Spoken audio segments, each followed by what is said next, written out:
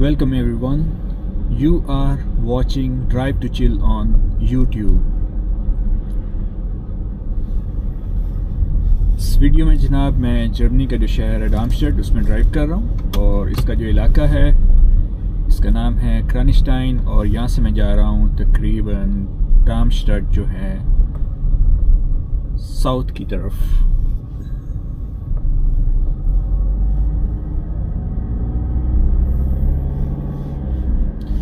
ये जी 2026 है और जनवरी का महीना है। जैसा कि आप देख रहे हैं काफ़ी स्नो पड़ी हुई है।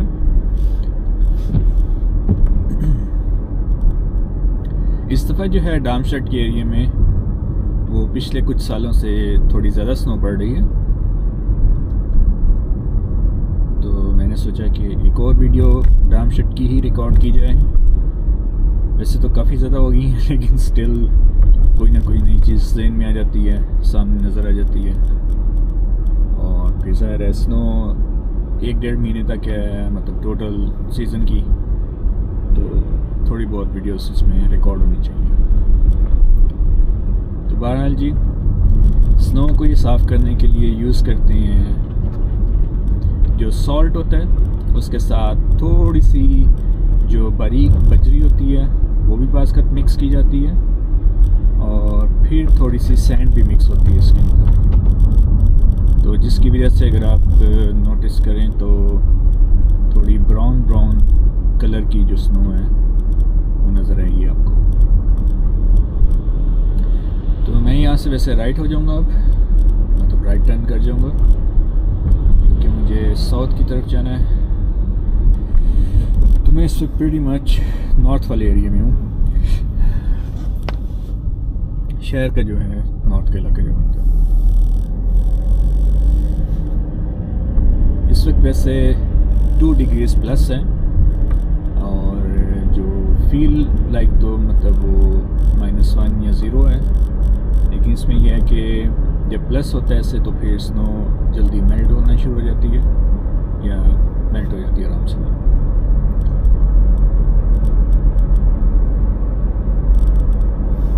नॉर्मली डार्मस्टेड का एरिया वो इतना ज़्यादा ठंडा इलाका नहीं है, तो बाकी जो इसके आसपास जो एरियाज दूसरे हैं जैसे फ्रैंकफर्ट है, फ्रैंकफर्ट सिटी भी थोड़ा सा वार्म है रिलेटिवली, लेकिन जो फ्रैंकफर्ट का नॉर्थ का एरिया है या इस तरह साउथ वाली डायरेक्शन में जाएं या और दूसरी तरफ जाएं तो तकरीबन 30-40 किलोमीटर बाद आपको थोड़ी सी ज़्यादा कोल्ड मिलेगी, टेम्परेचर थोड़ा ज़्यादा नीचे होगा। इसकी वजह इसकी लोकेशन है बेसिकली, तो ये एक वैली के अंदर एरिया बनता है और इसकी फिर जो साउथ ईस्ट वाली साइड है उसमें फिर बहुत बड़ा फॉरेस्ट है, ओडनवाल जो है। और फिर इस तरह जब फ्रैंकफर्ट जो नॉर्थ में आता है उसकी बैक साइड जो सारे वो पहाड़ हैं, तो वो भी फिर ठंडा एरिया बन जाता है। मतलब बहुत ही जल्दी में जा रहा है।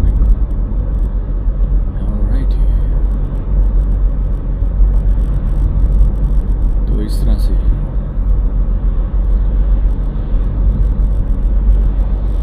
बाकी अब शाम होने वाली वैसे तो इस तरह से मिक्स सीन आपको नजर आएगा। बिल्कुल स्ट्रेट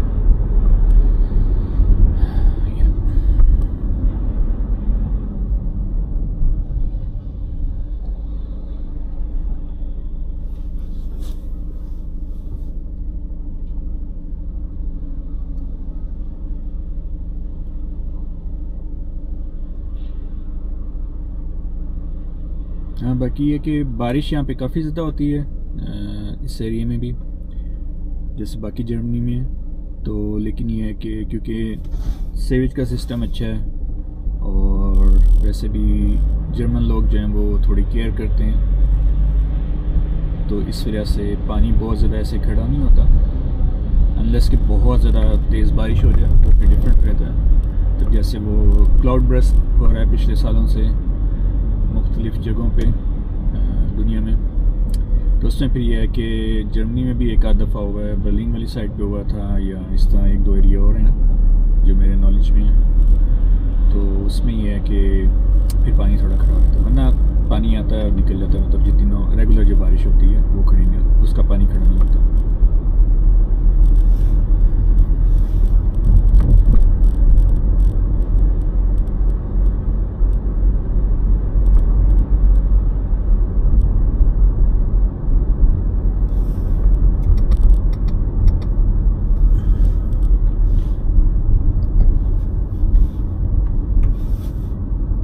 तो ये है जी स्टोरी।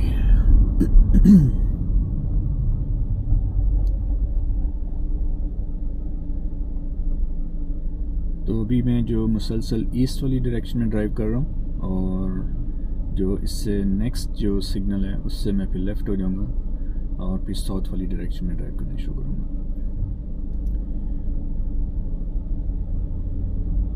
यहाँ ये होता है कि क्योंकि इनका मेट्रिक सिस्टम है, और दूसरा फिर ये इनके तकरीबन हर बड़े शहर को नॉर्थ, ईस्ट, वेस्ट, साउथ इस तरह डायरेक्शंस में डिवाइड किया होता है। तब उनका जो शहर का जो एक म्यूनसिपल हाउस होता है जिसको राट सेट कहते हैं, तो नहीं सॉरी राट हाउस कहते हैं। तो राट हाउस से बेसिकली सारे डिस्टेंसेस कैलकुलेट किए जाते हैं। वो एक तरह से सेंटर होता है, और फिर उससे फिर जो ग्लोबल डायरेक्शन है, जिससे सन की जो डायरेक्शन है उसके हिसाब से फिर ईस्ट, वेस्ट, नॉर्थ, साउथ में चीज़ें डिवाइड होती हैं और नाम दिए जाते हैं उनको। इनिशियली क्योंकि हम दूसरे कल्चर से आते हैं तो हमें इतना अंदाज़ा नहीं होता, लेकिन यह है कि अगर आप इस कल्चर में बड़े हुए हैं इस सिस्टम में तो फिर काफ़ी इजी है, और वैसे भी अगर आप थोड़ा सा गौर करें, फॉलो करें तो काफ़ी इजी हो जाता है।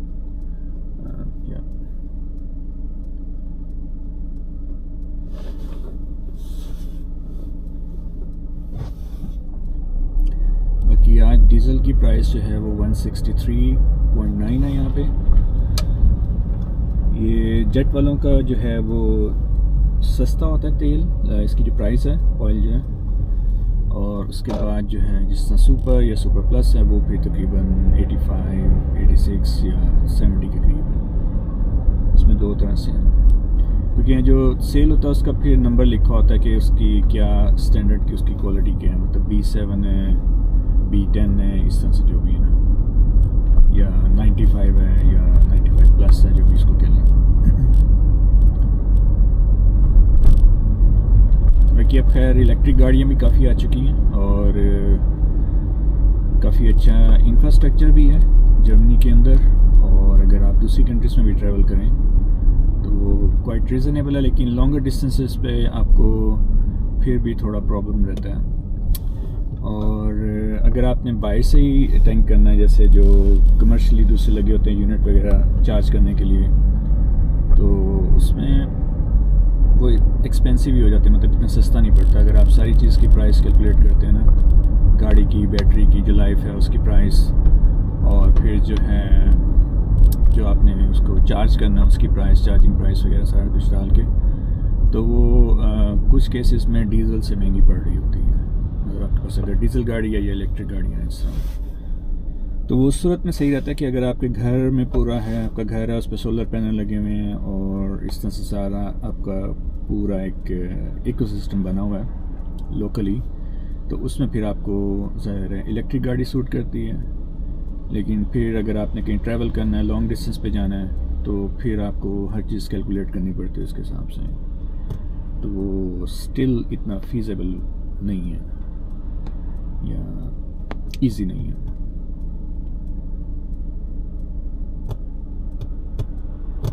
एक बार इलेक्ट्रिक गाड़ियाँ हैं, इलेक्ट्रिक मोटर वंडरफुल है, मतलब बेस्ट है।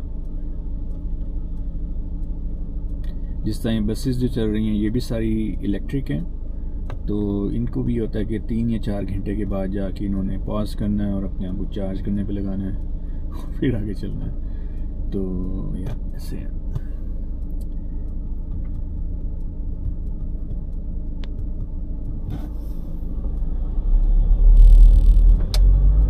वाल जी यहाँ से हम जा रहे हैं राइट, और राइट साइड पे जो आपको वो येलो सी एक बिल्डिंग नज़र आएगी, वो है आई थिंक जर्मनी का या हेसन का स्टेट का जो है सबसे पहला जो था ना पेपर बनाने का यूनिट। अब तो खैर ये म्यूज़ियम है, पेपर म्यूज़ियम के नाम से है। तो ये राइट साइड वाली जो बिल्डिंग है येलो से कलर वाली जो है, तो इसमें खैर बहुत पुरानी मशीनें भी पड़ी हैं जो पहले पेपर जिससे बनता था, और फिर सारा जो प्रोसेस है उसका, और प्रिंटिंग से रिलेटेड चीज़ें हैं इस तरह से। तो ये एक एडिशन मैंने अभी तक मैं शायद वीडियोस में नहीं बताई, तो उसको डाल दूँ बीच में।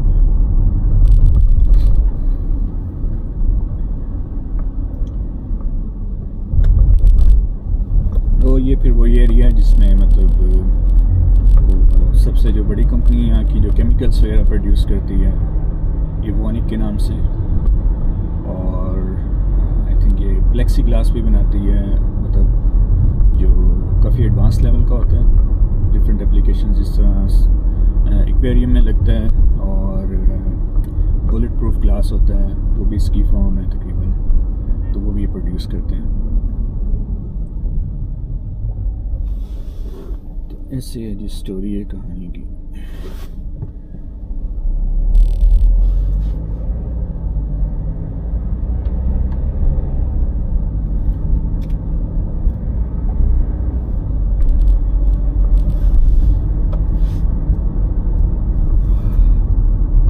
यहाँ से जब मैं राइट जाऊँगा तो आगे आ जाएगा मेन ट्रेन स्टेशन का जो एरिया है।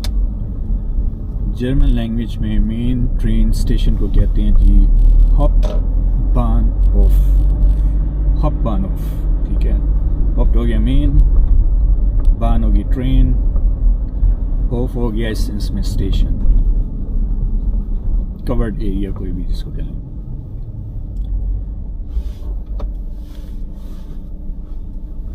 तो जर्मन लैंग्वेज भी ऐसी है, जब ये कोई नया वर्ड बनाते हैं या कोई नया नाम देते हैं तो इसमें जो बेस वर्ड जो होते हैं उनको यूज़ करते हैं, उनको मिला के एक नाम बना लेते हैं। सिर्फ डिफरेंस ये एक आता है कि जो बाकी यूरोपियन लैंग्वेजेस है कि इनका जो वर्ड है उसमें स्पेस नहीं होती। एक नाम जितना भी लंबा हो, अगर वो 4-5 वर्ड से मिलके बने तो उसके अंदर स्पेस नहीं यूज़ होती, जो काफ़ी यूनिक है बाकी तमाम लैंग्वेजेस जितनी भी मैंने अभी तक देखी हैं। लैंग्वेज अच्छी है, फर्स्ट क्लास है, लेकिन इसमें वो आपको बास का इतना लंबा वर्ड नज़र आएगा कि आप कहेंगे यार ये क्या बन रहा है इसका। एक तो प्रोनाउंसिएशन काफ़ी फ़र्क हुई थी इनकी अपनी ज़ुबान में, आपको लगेगा कि आधी इंग्लिश है और या 20% इंग्लिश है, 80% दूसरा वर्ड है कोई, और फिर उसकी स्पेस ना होने की वजह से वो काफ़ी डिफ़िकल्ट हो गया था रीडेबिलिटी में, स्पेशली जब बंदा नहीं आता है या लैंग्वेज सीखता है।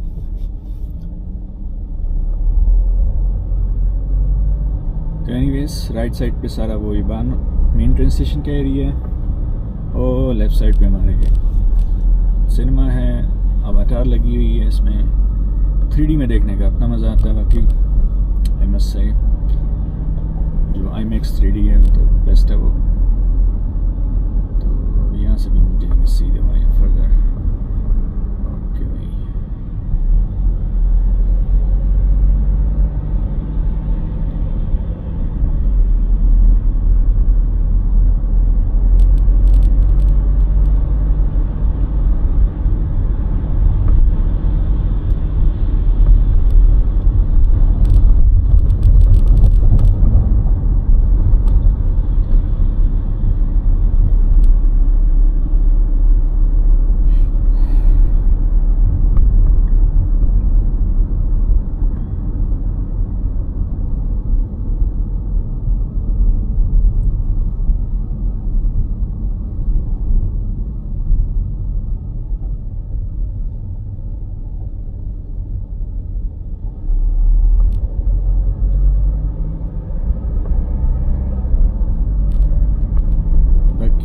ड्राइंग वगैरह वो आपके सामने अपने वीडियोस में देखी होगी, इट्स वेरी इजी। तो बस आपने थोड़ा ख्याल रखना होता है रूल्स का, और दूसरों की भी केयर करनी पड़ती है समटाइम्स, लेकिन यह है कि इन जनरल तकरीबन सारा सही रहता है।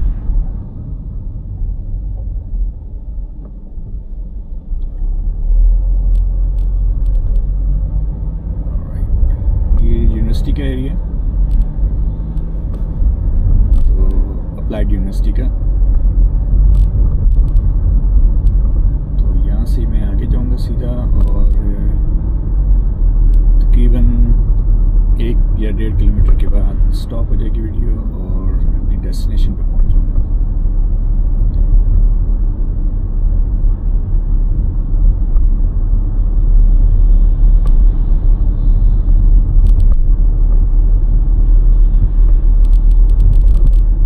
बाकी ये कि फ्यूचर में मेरा प्लान है कि जैसे अब मैं वीलॉग स्टाइल में या ड्राइव वीलॉग स्टाइल में वीडियो बना रहा हूँ तो उसमें इंफॉर्मेशन है तो उसको कट करके कॉम्पैक्ट करके डाला जाए, लेकिन उसका टाइम नहीं मिल रहा।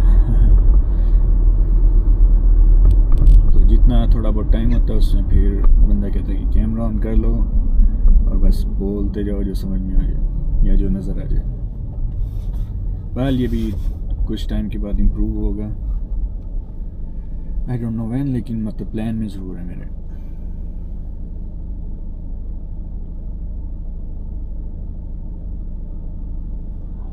तो ये सिग्नल है, यहाँ से कह लें कि अब तकरीबन सारा डार्मस्टाड का जो साउथ वाला एरिया बनता है वो स्टार्ट हो जाता है, या वो बादी जो है। और या मतलब यहाँ से जो आखिरी इसकी जो है इसका इलाका जो बनता है वो है एबरस्टड, तो वो तकरीबन यहाँ से कोई 15 किलोमीटर बन जाते हैं, नहीं 12 किलोमीटर बन जाते होंगे तकरीबन, 11-12 से इस जगह से। तो जी मुझे अभी जाना है मार्केट में, कोई छोटा सा काम है। तो अगर आपको वीडियो पसंद आए लाइक सब्सक्राइब करें और कमेंट्स भी करें। Thank you for watching. See you in my other videos. Bye bye.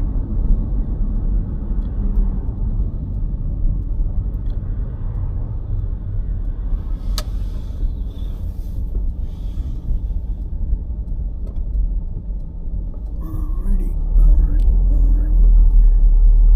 अभी बड़ा रश है इधर आज।